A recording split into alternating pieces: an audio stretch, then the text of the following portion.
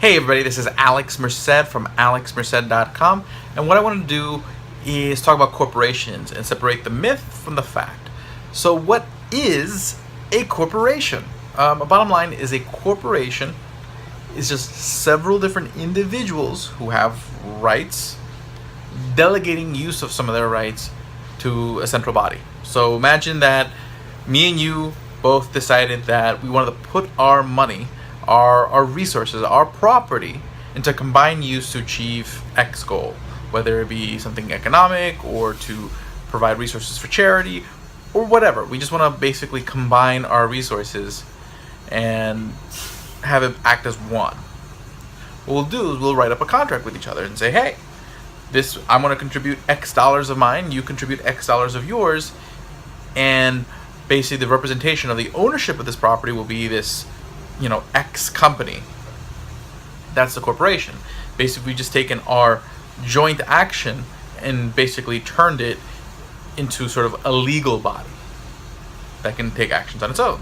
So now, basically, when we use X company, it acts on behalf of both of us. And it doesn't have to be two people. It could be 3, 4, hundreds of thousands of people. But the idea is you're creating one legal entity that can act with the property of those who've contributed to it on behalf of those people.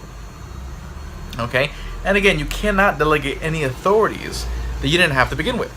So if I say, hey, they can spend this money, it's because I already had the ability to spend that money.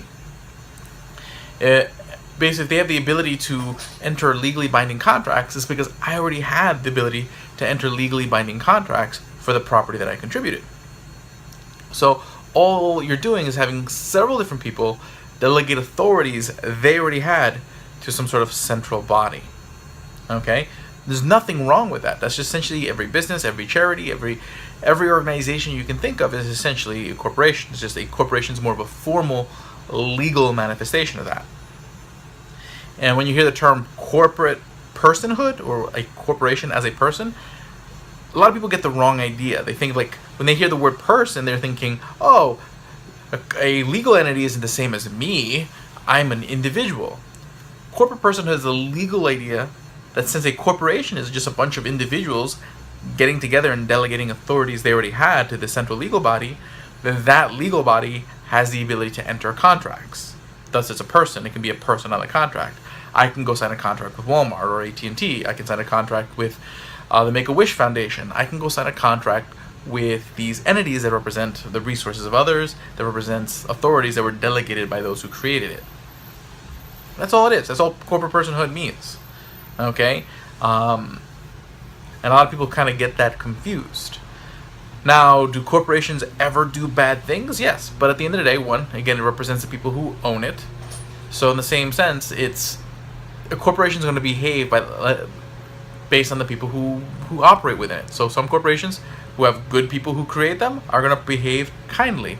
The ones that don't. But at the same time, when you see some of the really, really pernicious things that sometimes people often point out, it's not because individuals were allowed to incorporate. Okay, because at the end of the day, again, you're not delegating any authority that you didn't already have. What happens is that when people use the power of corporations to influence government, and usually the way this happens, okay, is usually there's some sort of event, there's a public outcry that basically cause or ask for regulations of a particular industry or a particular corporation, and then what happens is that industry, those corporations, in order to defend themselves, start hiring lawyers, lobbyists, etc., in order to defend themselves against this sort of regulatory onslaught. But the result is you've developed this sort of mechanism, you've developed this infrastructure in order to influence government, and once you have it, you're kind of like, oh, well, I kind of have this influence, I might as well see what else I can get out of it.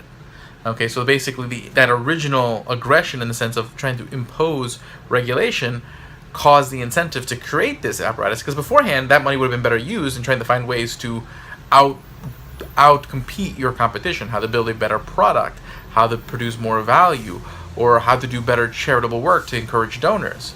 But now that you have this sort of lobbyist government influence infrastructure that you've paid into because you were trying to avoid regulations that were going to burden your corporate activities, whether they be charitable works or for-profit works, what happens is you use it to influence government, and then you end up having things that create incentives that make corporate activity even worse. So think of liability caps. So maybe you'll use that lobbyist apparatus to encourage for liability caps, meaning saying, hey, if something goes wrong with your business, you can only be sued for so much money. Well, in that case, now you've just put a limit to my downside for certain activities, so I'm more willing to do riskier activities if the amount I can lose is limited. You might impose other regulations that don't affect me. I'll sit there and say, hey, I don't want these regulations, but I would like these regulations because they don't affect me, but they will affect my competition. And that means there'll be less competition for me, and I'll get bigger and more market share, and I'll keep getting bigger and bigger and bigger. And once you start seeing the returns of this, start saying, oh wow, the lack of competition, because my lobby group was able to lobby government to put in all these regulations to prevent my competition, man, it really pays a lot. It really pays to have this apparatus in there. And what happens if it just becomes a thing where businesses lose sight of actually investing in their business and begin investing in politics. This is in part due to the power that people convey to politics. They want politics to be able to regulate and control businesses and whatnot. If you expect government to do that, well, then businesses are going to have an incentive, a very big financial incentive, in having a say in that. That's why a limited government is better, because then that incentive is less, and then businesses can then focus on, well, being a business and competing and producing value and innovating, instead of, hey, how can I use it? And again, it's not just businesses. Charities are involved in this. Unions are involved in this. All of them basically invest in that political infrastructure of like lobbyists and lawyers to help influence politics in their favor. But again, it's not because people can organize. There's nothing wrong with organizing. Because again, unions are corporations, charities are corporations. A corporation is a legal structure.